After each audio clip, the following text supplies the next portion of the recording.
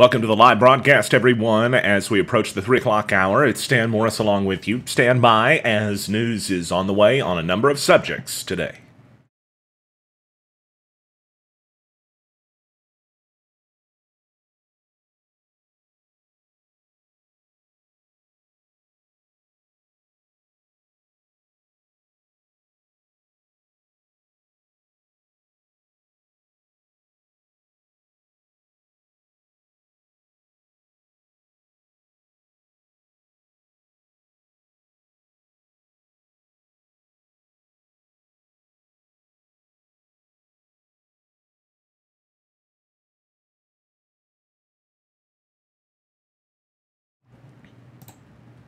Tonight on NEA Report, arrests have been made in the Forest City officer's murder in West Memphis. We have the names and the photos of the suspects, and we'll give you an update on which suspect authorities think pulled the trigger. Plus, an update on the Walnut Ridge Railroad worker case, as we have received a few comments from city officials we'll pass along to you. Still a lot of questions not being answered. Rabid bats at Craighead Forest Park, maybe my favorite headline so far this year. 2 bats testing positive for the rabies virus in Craighead Forest Park. We'll show you a few pictures of the monsters coming up. Plus, be careful what photos you share of your children. Talking about monsters, there's real life ones online, child predators who may take advantage of what you're doing seamlessly. And new Ds for Woodland Heights. We'll tell you exactly what that means. It's a throwback to an old story we did on NEA Report that finally had a new development. That plus much more right now.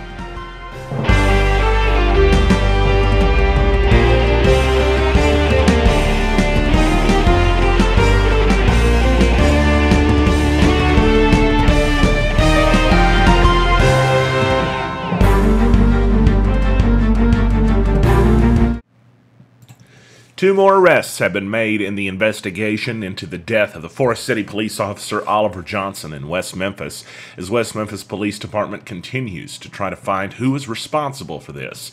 DeMarcus Parker, 25 of Marion, on the left of the full screen there, he was arrested yesterday.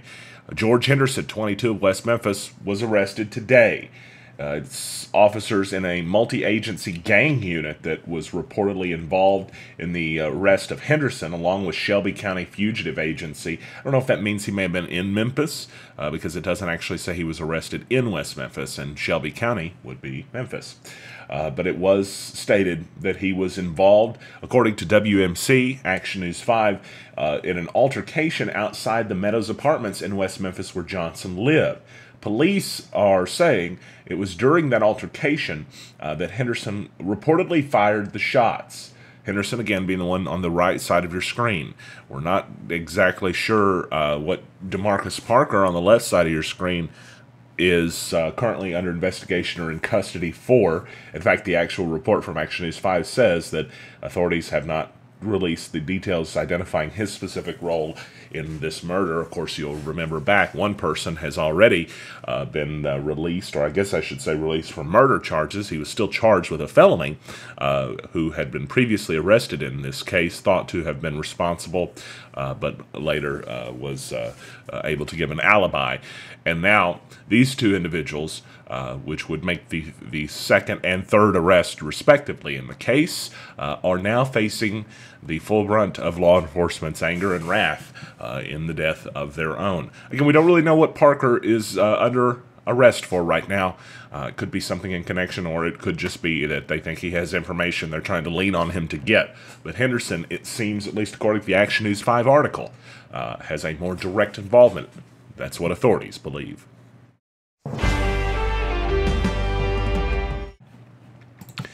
A small update for you now in the Walnut Ridge Railroad worker case, as the city clerk, actually for the first time to NEA Report at least, confirmed that the police chief, Chris Kirksey, is not on active duty right now. She said he's still employed with the city, but he's no longer on paid administrative leave. Of course, the Jonesboro Sun reports that he is on sick leave. That's what they say. Also, she has confirmed that Sergeant Matt Cook is reported to have been back on duty as of last week. Cook is the officer that followed orders to ticket the railroad worker Adam Finley, who filed a complaint after he was really roughed up by a hot-headed officer, Matthew Mercado, during a traffic stop. There's still no response, though, from Walnut Ridge Mayor Charles Snapp, and I did email him again yesterday asking a list of questions, including the status of the police chief, if there is any disciplinary action that he's being subjected to at all for the activity we showed in our reports. The city's filed a response yet. Ask about the status of Ryan Cooper, who's still not responded to any report. We're up to about day, 30 now. And has the additional caseload, or has additional help been hired for his caseload, as I had been told, according to a couple of different sources. No response on those questions from Mayor Charles Schnapp.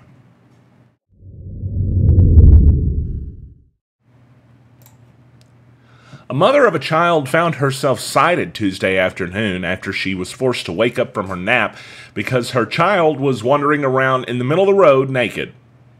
It happened at the 1000 block of French Street Tuesday in Jonesboro. The small, nude female child found wandering in the street by a woman who told police she knew which resident the child belonged to and went over knocking on the door, but she couldn't get an answer. She called it an ongoing problem because she said that the mom has to be woken up constantly, as in the day before when she wouldn't come outside, when the school bus was reportedly honking its horn to drop off the kids, and mom was inside in bed. Well, mom told police she was sleeping when she woke up to the sound of someone honking the horn over and over again, and that's when she went outside to talk to the lady that had her child. I mean, come on, really? This just seems ridiculous. Authorities said they went over to the trailer where the child lived. They realized they'd been there before because there had been some problems with the kids playing in the road. And once they got there, well, the door, they said, was open, but they couldn't get anybody to answer. And so they leaned in and yelled. And said the mother came out in disheveled clothing. Told police she was in the bathroom, but they said they thought that she was asleep. Again. My gosh. So anyway, the officer cited her for endangering the welfare of a minor in the 3rd degree, and the child abuse hotline was called before the child was returned to the mother, and the mother was able to go back to sleep.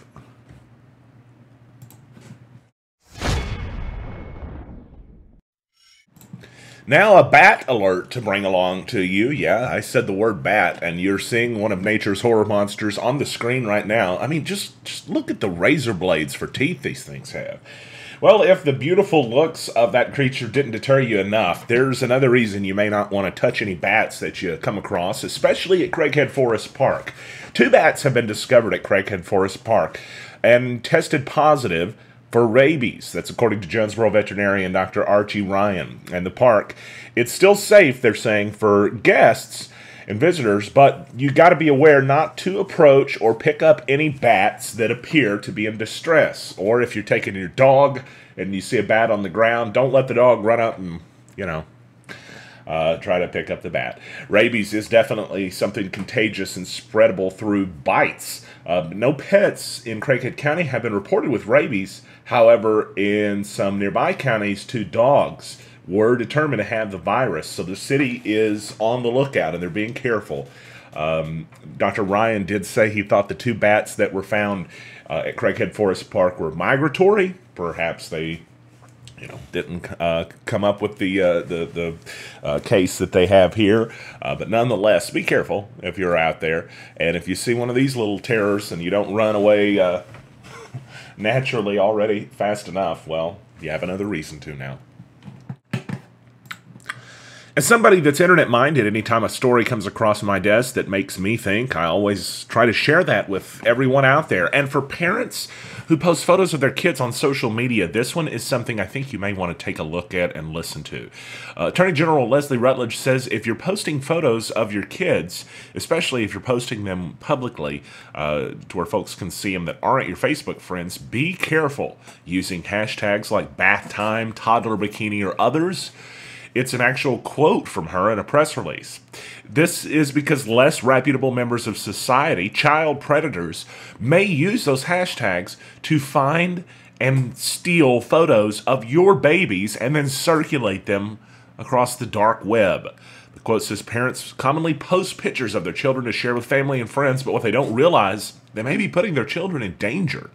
Hashtags make it easy to share the joys, but also the hardships of parenthood with others. But predators will use those same hashtags like bath time or toddler bikini to find pictures for their own twisted use.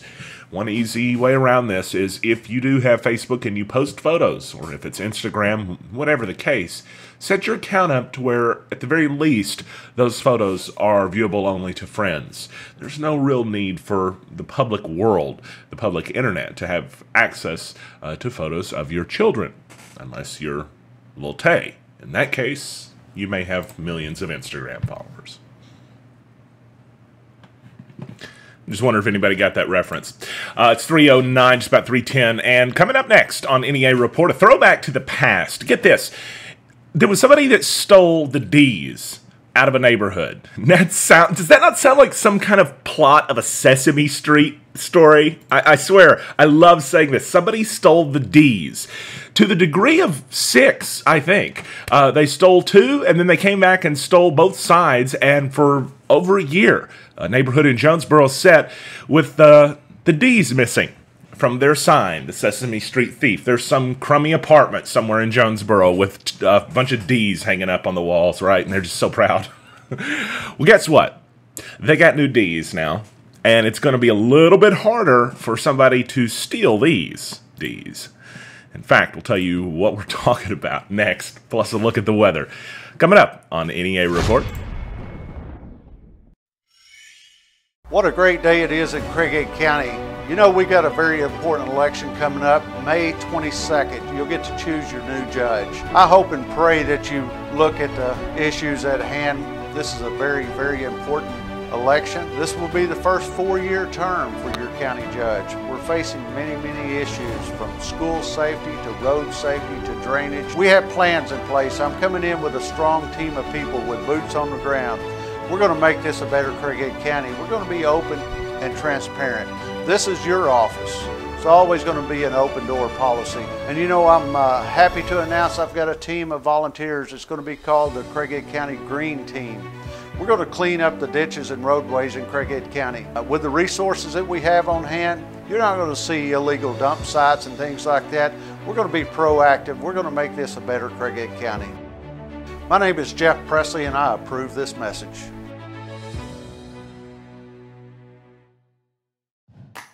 Haley Norris, Realtor. No. Should I make my hair go like this? Whether you need to buy, sell, or lease. Haley, can I use my hands, or is that where are my hands? Where do they go? Just say Haley. Just like Haley. Whether you need my expertise. Haley Norris, Realtor, or even do a commercial lease. Haley Norris, Realtor. Should I say Remax Real Estate Center or no? Is that too salesy? No, that's good. My average days on market is just 50 days. You need my expertise, and that means I'm putting more money back in your pocket.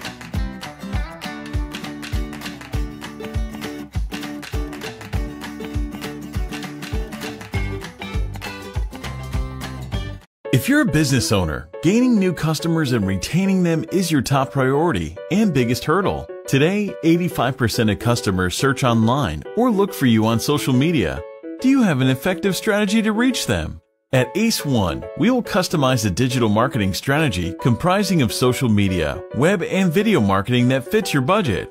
Our dedicated account managers will work with you to create engaging campaigns, covering all digital media outlets. Ace One, your partner in digital marketing. Contact us today.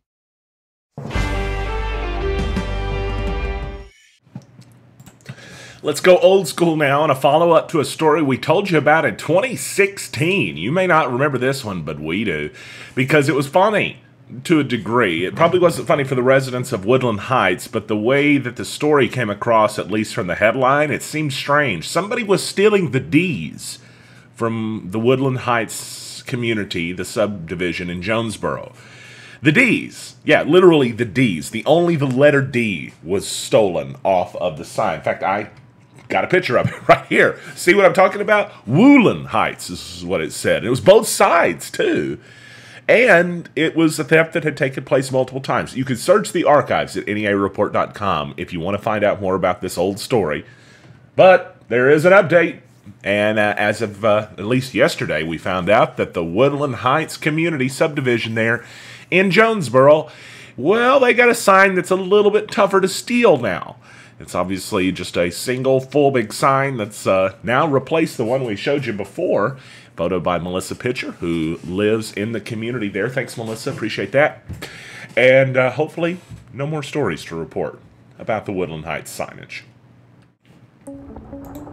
Let's look at your New Wave Wireless weather forecast, home of the $49 iPhone screen repair. Tonight, we've got a few clouds in the forecast, partly cloudy evening with a low around 66.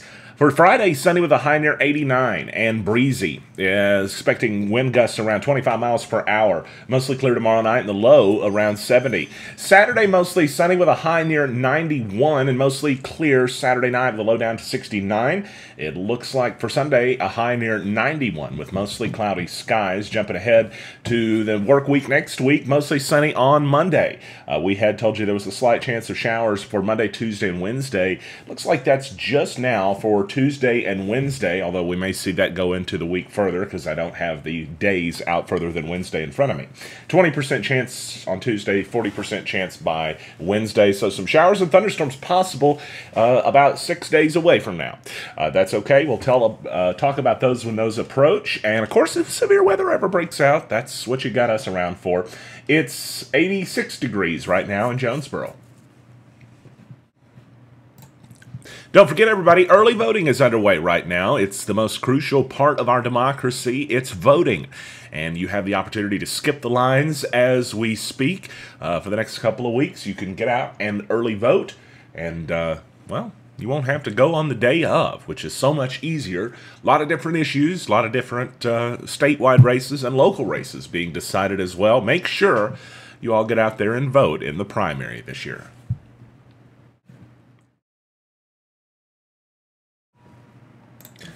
Live look right now at Mammoth Spring. That's what it looks like today in that community. Tell us where you're watching from if you're watching live on Facebook with us in chat. And don't forget, everybody, if you didn't know this already, oh, by the way, it looks a little bit like the greenery is gone from this photo. That's because I have a setting on that I shouldn't have had on. Check this out. There it is. It's the chroma key feature, and sometimes we do that stuff. That's one of the fun things about watching live is you never know what's going to happen on our live broadcast. You never know when I'm going to decide that there's time to go on a rant and tell you guys something that other news sources won't. Or just some other reason to watch. But did you know that you can actually get the show delivered to you after the fact and on demand on YouTube as well? If you didn't know this, well, it's really easy. Just go to YouTube, search for NEA Report, and click subscribe. Every day we upload a high-definition version of the show after the fact to our YouTube page. Another easy way for you to watch on demand, or that also opens up the option, hint, hint, for you to cast it to the big screen. If you've got the YouTube app on your phone and you've got a Chromecast or a Roku or anything like that, it's pretty easy to do. Again, that's a live look in Mammoth Spring. Looks like the eternal road work is going on out there. Of course, if we really want to talk about road work, we could pull up a camera in West Memphis and Memphis, where they will be doing road work in 2030 and 2040 and 2140, probably. 5-day forecast looks like this. 66 tonight and a few clouds out there tomorrow. It's going to be breezy, but it's going to be just under the 90-degree mark, 89 for the high. Saturday 91, Sunday 91, Monday 90, and a chance for showers and thunderstorms begins, according to the 5-day forecast at least, on Tuesday and increases into Wednesday as well. So you've got those potentials out there. It's 86 in Jonesboro right now. Hope it feels nice wherever you're at in Northeast Arkansas. So grateful for everybody watching. Let's check in and chat one more time and see if there's anything I can read out here in chat. Charlotte said hello. Hello to you watching. Charlotte said that she voted today. Andy said, quote, road work. I don't know what else to call it. I should probably have the air quotes around that, though. Road work. And appreciate J.D. Wells watching, too. Thanks, everybody, for tuning in tonight to NEA Report. Back tomorrow for the Big Friday show. We'll see you then.